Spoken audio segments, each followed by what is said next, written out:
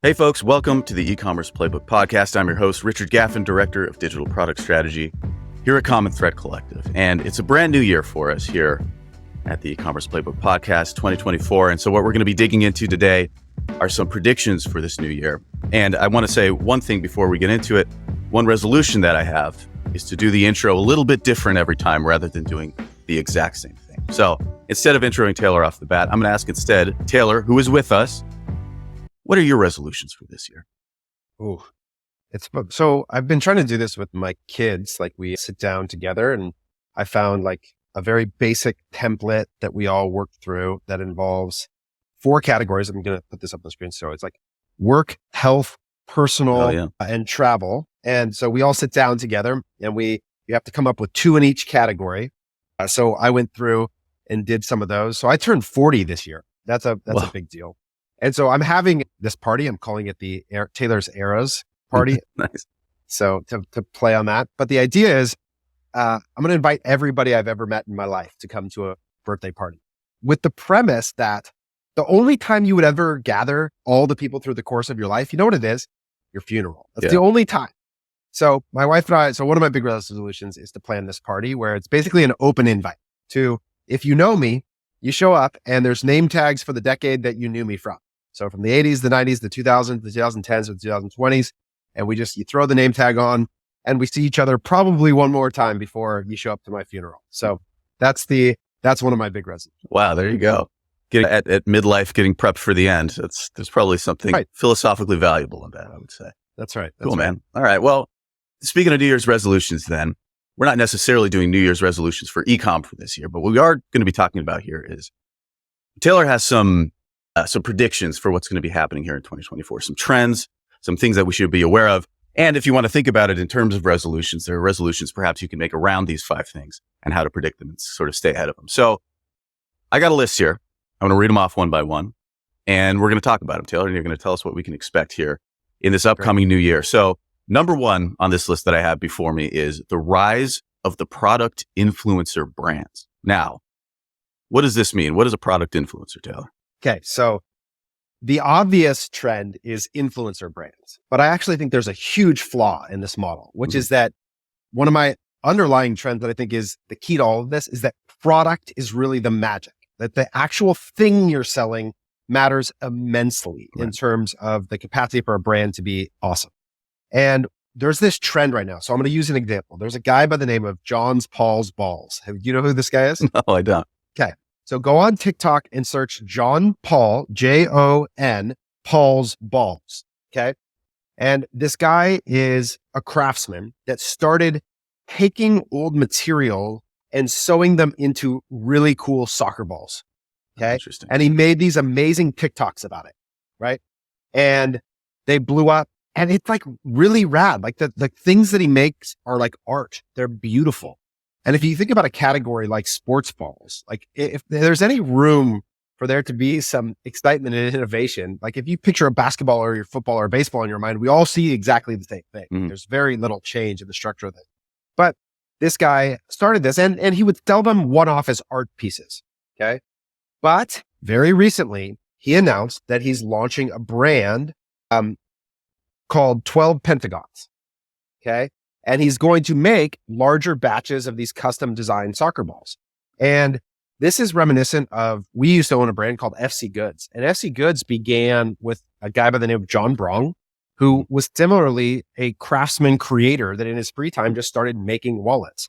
And I think that at the origin of most great brand story, like if you go back to the beginning of Coach or the beginning of Louis Vuitton, is that a craftsman making something special. And so I think what we're going to see is that these creators now are actually going to have a capacity to build audience that's going to give them the thing that they need to distribute their wares and goods. So I think this idea that it's not going to be the influencer that's famous for doing TikTok dances or get ready with me's that launches a makeup line, blah, blah, blah, blah. Like, no. We're going to see the authenticity of the quality of the good being driven by these creators as a trend that comes forward. And Paul's Balls is a good example. Okay, interesting. So the idea here that being like the person begins as a product creator of some kind, then through that creation becomes an influencer just sort of based on the merits of the product itself in some ways. And then That's that right. becomes the thing. So sort of, Yeah, they are famous for the product more than they get famous and then release a product. and then release a product afterwards. Okay. I like it. So this is sort of a Chip and Joanna Gaines, but for TikTok There you go. or something Sure. along those lines. Yeah. Yep. Interesting. Okay. So this sounds like this next piece of the puzzle might be sort of related to the first. So Yeah. prediction number 2 is the less better stuff trend. So that sounds self-explanatory, but maybe unpack that a little bit. So I think the world moves in these sort of like waves, I think, of sort of an onslaught of one trend followed by a sort of very strong resistance to it. And so I think we're coming out of the Shein and Temu era, right? And I'll even put Amazon in there too. I don't know about you, but my home is cluttered with cardboard boxes. Yeah. Like to the point that like, some of the stuff I can't even I have so little attachment to, and it matters so little to me that it just becomes this total commodity that I begin to almost disdain. Yeah. Like the stuff you begin to disdain. You're like, why do I have all this crap? And it doesn't matter. And you watch your kids sort of toss it aside and there's no connection to it. It doesn't last and it feels so wasteful. And I think that if you begin to see the narrative around Temu and these things is that it's crap, that we don't want crap. And I think that in that becomes this underlying current where someone like John's Paul's Balls, or even in e-commerce, you're seeing this a lot of, we're sort of coming out of this era where it was just so much stuff with labels on it ordered from Alibaba that got distributed in all these ways that I think that there's going to be this like deep appreciation for substance. And, I try and resist the word authenticity because I think it's like it's a little bit of a quagmire, but I think this is really about the actual quality of the good itself. And that there's going to be, there's these recessionary undercurrents. And so the thoughtfulness of our purchases tends to matter in those moments. And I think that there's going to be a rise in these like this craftsmanship consideration. So in other words, that the amount of customer demand for quality is going to reach a breaking point of some kind where it actually makes an impact on. Because one thing that, I was going to say is that there's a certain narrative that the free market tends towards creating crap for more money just because it's cheaper. But you're saying that there's going to be enough of a pushback against the sort of, because I too have a meat thermometer that broke after 10 days, that kind of thing. That's right. That's right. Enough of a pushback that just quality buy for life type of stuff is going to come more to the forefront. I think that what happens is like TikTok Shops is another, I think, driver of this, where I think TikTok Shops is such a powerful mechanism that what it's going to do is create a really shitty product experience for a lot of people. Interesting. And what happens when you buy something crappy? Like you start to go like, well, that wasn't a good use of my money. To your point, the meat thermometer that broke, or the other day, I've gotten God on TikTok Shops. It's really powerful. And this is why I think what causes this trend is I bought this thing that looked like in the photo, a rug for my kid's room. It was this glow in the dark astronaut. And it came, and this thing was it was way smaller than the photo made it seem. And it was crap, dude. It was crap. And so I felt stupid. And the feeling it created for me was not a good one. And I didn't feel like I was caring for them. Like it was honestly like, would I really give this to them? Yeah. Like that's how it felt. And so I think that experience is going to happen a lot. You buy things off of Temu, Shein, maybe not Shein, it's a little more fashion. I think there's probably a little bit better quality of experience, some ways there, but TikTok Shops is a trash machine. It is literally a gigantic trash machine. And I think there's going to be resistance to that at some point. Interesting. Yeah. Well, it reminds me of the old maxim of that nothing kills a bad product faster than great advertising. And maybe a way you could paraphrase that is that's a great way to call it. Nothing kills a bad product better than or faster than a great advertising platform, which is maybe kind of what's happened with TikTok Shops. Right? Interesting. Okay. I also think there's like the other thing I've seen on TikTok Shops is like, I posted about this the other day, is knockoffs are crazy. Like, so there's this like giant trend around Carhartt jackets for $19. And dude, there must be 1,000 affiliates running this offer for whatever drop shipper is shipping these knockoff Carhartt jackets. And so what that would do if I'm Carhartt is that drives me to sort of in resistance to this fake, not real thing, find some way to elevate the real thing. Yeah. And so I think that there's this like, it's sort of this idea too, where the counterfeit market actually drives the demand for the premium market too. Interesting. And so I think that is part of it as well, that the existence of TikTok Shops is going to drive Carhartt to figure out how to help people differentiate the real thing and elevate the demand for those that can actually get to that piece. Interesting. So this is a little tangential, but there's a sort of similar trend that I've seen recently too, with Google and information on Google as well, where like the quality of like a Google result, like organically, like if you ask a question, like for instance, what's the best meat thermometer I could get? It's just, one after another of just SEO bait articles. But if you type in what's the best meat thermometer I should get, Reddit, it takes you to Reddit and you can hear real people telling you about it. And that's how people are starting to get their information more and more and more and more. And so is this sort of like acts of resistance against the algorithm just sort of dishing you out cheaper and cheaper things? I think is maybe something that's starting to happen. But yeah, and it's funny.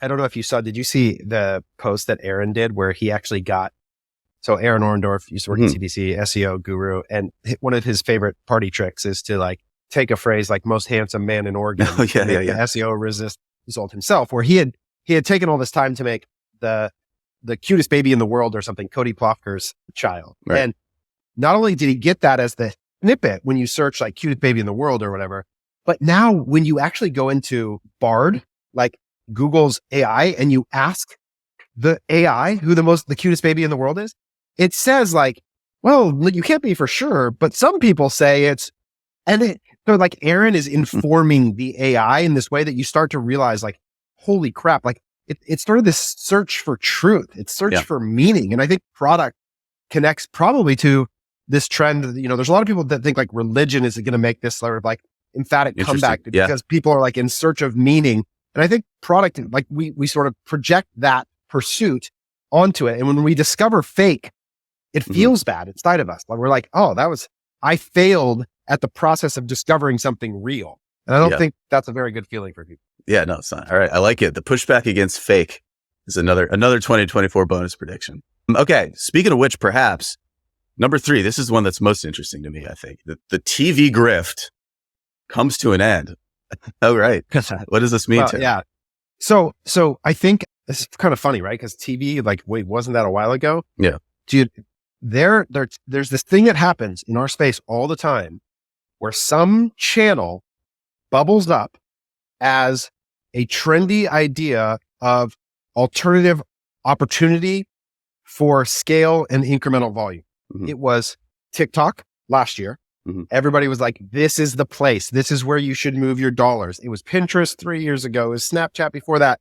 And it's driven by really powerful, highly incentivized, usually some sort of tech platform layer and sales organization that drives it. And right now, there's a lot of these in the linear TV realm. These platforms that are demand provider, DSP providers of ad inventory of television, both linear and cable TV, and they make the process of buying media really simple, which is always sort of this catch-22 a little bit between the sort of barrier to entry and the efficacy of the thing in some ways. But what I've seen is that it just became everyone so desperately wants there to be some additional place that what happens is the possibility of it and the ambiguity of the results create a space that is easy to occupy with anecdote and easy to occupy with aggressive sales tactics and opportunity and sort of cloudy results in a way that I think has been really detrimental to a lot of brands that I've seen.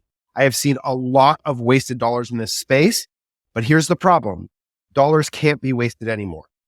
And when dollars can't be wasted anymore, there's an obligation to efficacy, and you are going to see less dollars be spent in places where they don't work. This is programmatic. This is TV. These places that are housed by less than effective ads. And like, I just think we all need to reflect on the principle that started the digital marketing revolution. Nobody watches TV ads. Yeah. Like nobody watches them. I don't care if it's an interstitial on Hulu or Netflix. We're all annoyed by them. They aren't native. The power of Facebook and Instagram is that the ad is a part of the experience. It's no different. It's an expectation. It's an interaction that you have. We have to sort of go back to what brought us here to begin with and set aside that experience in a way that I think is like suddenly tempting again for some God knows what reason. Interesting. Okay. So do you see part of this being like more traditional advertisers also fleeing TV as well? Or is it going to be more like, hey, smaller e-commerce brands are just going to stop and Nike will continue to do that? I don't speak for Tide.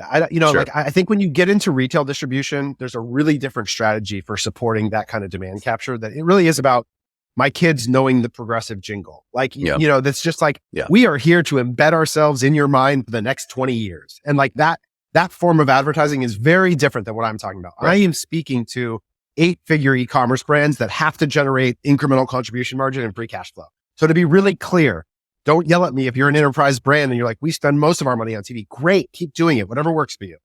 I'm talking about if you have to create a return in the next 30, 60, 90 days, that is going to degrade your actual efficiency. It just is. I see this in every spend and AMER we build. Mm-hmm. Now, I talk in absolutes because I think it's a mechanism for moving the Overton window on how we think about these things. Sure. Are there cases? I know like the team at House is over there, Olivia Corey, who I think is a really great thinker on advertising, is like, no, I've seen incremental results. Yes, you can generate success with these platforms. Just like there are stories of success being generated on YouTube and success being generated on native ads and programmatic. But the existence of an instance where there is success does not mean that for most people it will be successful. Mm-hmm. And so when I think about the advice we're offering is to think about what is the most likely occurrence of your dollars in television. And I think the most likely occurrence is that it degrades your contribution, not increases. Right. So that's the position. Not that it's not possible. Interesting. Okay, cool. So the TV grift comes to an end, number 3. So let's move on then to prediction number 4. Interesting. Contribution margin shows up in Shopify Dash. Taylor, how's this going to happen? I think that we have existed in a world where the default thing we're all taught to look at first every day is our revenue. Mm-hmm. And I think that is changing. I already see this where there's this underlying movement towards everybody talking about contribution margin, mm-hmm. talking more about profit, talking more about gross margin. And I think that Shopify, in service of their entrepreneurs, need to help bring to the forefront these kinds of metrics. And so I think that what is going to become more normalized is being really diligent about ensuring that your cost data is a part of every product that you build, and it becomes a core piece of your data integrity to ensure that the cost side of your business is constantly considered. And I think Shopify, so this is a message to Harley and everybody else, you could help us. You could help every entrepreneur by putting into the forefront every day, not total sales. Don't lead with total sales. That's not what we're here to generate. Lead with contribution margin. Show people every day how much money they have made, not how much revenue they've captured. And I think that would be really helpful. So whether it becomes the default view, I don't know if that'll ever happen, but I think it will be a primary visible metric in the service of entrepreneurs to help them solve what we're all out here trying to do, which is grow the dollars in our pocket. Yeah. So how about then, so for the last year or so, like the primary thing we've been talking about is we've been, I guess, sort of getting ahead of this conversation about profitability, or the shift towards profitability is like the primary goal. And with that comes all of the other sort of elements of the system that we build. To what extent do you think some of those other elements of that system are going to trickle into the general conversation and become maybe even another metric on the Shopify Dash? Yeah, look, MER, AMER, 60-day LTV, like we've been here before, right? Like we've been driving this narrative, I think, in a way that we have a pretty good record of trying to figure out what is the thing that entrepreneurs are utilizing to make their decisions. And what tends to follow is all the tools provide the information that people ask for. And so I think that we're going to see more and more of these kinds of efficiency measures. Like we're just moving from volume to efficiency. That's margin innovation is the era. And so all the messaging, all the optimization, all the possibility is going to drive people towards that measure. And the more that you can help brands create visibility into their own efficacy in producing margin, you're going to help them succeed. And that's where there's a mutual interest between Shopify and its customers, is they want them to succeed. And success now doesn't mean revenue growth. Success now means profit growth. And so Shopify should create the metrics and visibility to the metrics that help them accomplish. Great. All right. So 2024, the year everybody finally, or AMER breaks forth, and we don't have to explain what that is anymore, but it would be nice. Yeah. Well, I don't know. Acronyms suck. Yeah, sure. All right. So fifth and final here, and this is a prediction that will be good for my email inbox for sure, that the e-commerce SaaS bubble pops. So tell us a little bit about this, Taylor. What's going to happen here? There's a big problem, which is that we are all fighting over the same pool of money. Mm-hmm. Service providers, SaaS products, platforms, payment processors, and the brands themselves, it's all one pool of money. And as these SaaS providers get bigger and bigger and bigger, the only way for them to continue to grow when the overall industry growth is not as great as the influx of competition. So if you think about just the total amount of e-commerce growth relative to the growth of the number of people competing for that revenue, if the supply of competition outpaces the growth of the industry, then there's a problem where the take rate has to grow. And I think this is a thing that Shopify is always looking to increase their take rate. In some ways, they obviously want to grow, and a lot of their messaging is always going to be about helping more entrepreneurs succeed and growing the total market, and that's certainly part of it. But there's also consideration for the take rate. And that's the same for every SaaS platform too. You're watching Tapcart come out and say that they're going to take a percentage of revenue for the purchases that flow through their app. Mm-hmm. You can watch Sean Frank blow up about this. Klaviyo's pricing increases. All these platforms, the way to expand eventually is they have to get lock in and then expand their take rate. This is a pretty common tactic. The problem is we have margin pressure everywhere such that the value gets offset at some price, where the rise of what I'm calling the 80% of the features at 50% of the cost providers. This is what you're seeing. It's whether it's Recart and SMS or Send Lane and email. It's just we're going to give you most of the things that you already have, and we're going to do it at a cheaper price. And that just happens and happens and happens till all of a sudden these things get totally commoditized or introduced and natively to the core feature set of Shopify. And I think that pressure puts a lot of challenge onto the business model of these SaaS providers. And I think this year more than ever, there's just a real, for whatever reason, and I don't know that it's totally fair to a lot of these. I think some of these providers do create value, but people do not want to pay for them. Yeah. And when you have influencers out in the market like Moise Ali and Sean Frank just screaming about how they will not pay SaaS products more money, that is a bad state for that industry to be in when you're trying to expand and grow. Yeah. Yeah, that's interesting. I think I was just curious to what extent a lot of the solutions that SaaS providers provide. And again, here I'm thinking through just my experience with everything that pops into my email inbox, people trying to push this type of thing on me. It's how many of the functionality or how much of the functionality there is actually replicable to a decent extent by putting together a good Google sheet or something like that. That's a lot of problem. And I think that'll be a lot of it is that it becomes a luxury to have this one thing be a little bit faster. Therefore, we're just going to go back to the thing that is kind of already working. And in that way, that another thing that could pop the bubble for sure. And the other thing is that when resources become constrained, trying new things is also just a cost. It's just a time cost, right? Mm-hmm. Oh, there's the new platform Flip, or, there's this new TikTok shops. And it's the amount of energy required to go try it is just an opportunity cost that maybe you can't afford.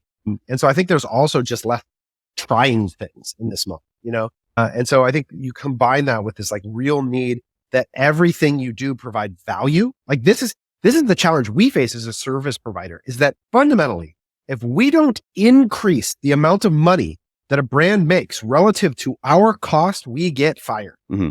And that is every app is on the chopping block under that same premise this year. Do you make me more money than you cost me? If not, you're gone. Or is there an alternative option that allows me to make an equal amount of money for less cost? And if the answer is yes, you're just gone. There's so little loyalty under the premise of anything in the software space. There's just very little. Yeah, that makes sense. Cool. All right. So that kind of wraps up our 5 predictions here. All part of, I guess, the sort of the overall prediction or overall expectation maybe that 2024 is going to be the year of margin innovation. This is the year that the need for profitability breaks free and everybody sort of understands and is already starting to understand that this is the thing that must be done for us to succeed in this upcoming year.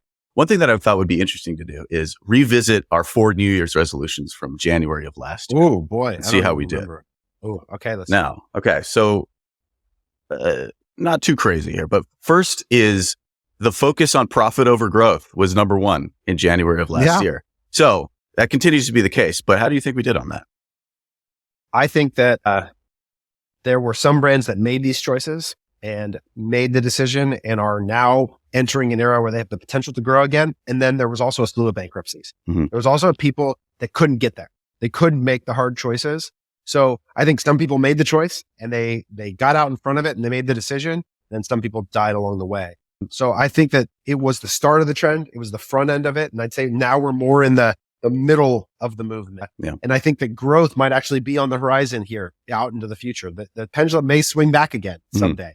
But for now, we're still very squarely in that profit over growth. Interesting. Okay. Long-term, prioritizing the long-term over the short-term was resolution number 2 or prediction need number 2. How do we do on that? That's so funny. It was funny because literally I just put out a tweet today that says brands would be better served to focus on the short term. So I think it's funny because I think the question is, what do you mean by both statements? They're obviously a bit like pedantic and really just sort of intended to strike conversation. I think by long term in that context, what I mean is that I think that what everyone has to let go. And I got a DM from somebody the other day that basically said, I've absorbed so much of your content, and the biggest shift I've made mentally is that I'm on a 10-year journey, not a 2-year.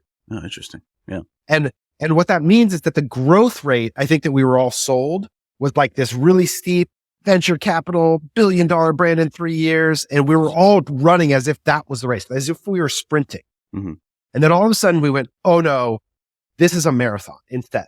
And so that changes our behavior. Now, what it actually does is it makes your tactics more short-term, generate cash flow today.